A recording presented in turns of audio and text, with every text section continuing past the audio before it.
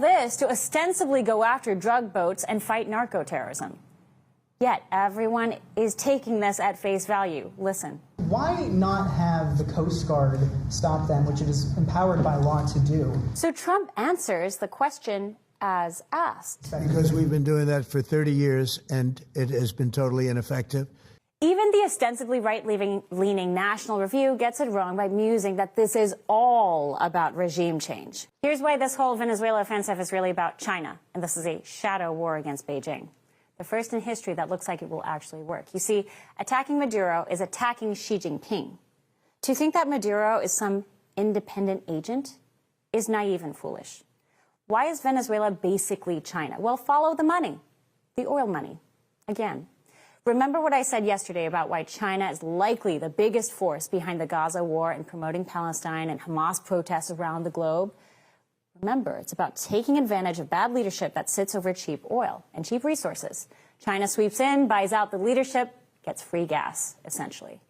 Venezuela is the poster boy of this predatory China oil game. Beijing is Venezuela's largest creditor by far. Venezuela is over $60 billion in debt to Beijing since 2007. It pays Beijing back in, you guessed it, oil.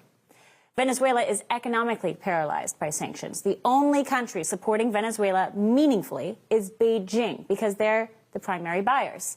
This forces Venezuela to sell their oil for next to nothing, meaning they'll forever be indebted to Beijing. That's the whole game. That's the way China plays. In May 2025, at the China-CELAC Forum, Beijing gave Venezuela an additional $1 billion in new oil investments, solidifying Venezuela's position as the front lines of the U.S.-China shadow war. But China's interests in Venezuela go far beyond cheap oil and economics. Chinese companies are neck deep in modernizing Venezuela's ports and telecom infrastructures. And as in all things related to Chinese companies, you're a fool to think the Chinese Communist Party does anything without making it a dual military-civilian use project. I'll say it again. China does not allow its companies to operate in the world unless it could also be used for their national security purposes. So don't be fooled when Trump is using all this force and manpower and CIA expertise in Venezuela. This is Trump taking the war to China. He's doing what no other president before him was even remotely capable of accomplishing. Trump is declaring war on China's most valuable assets: Iran, Venezuela, Gaza. What do these tin pot dictatorships have in common? They'd be nothing without the Chinese Communist Party.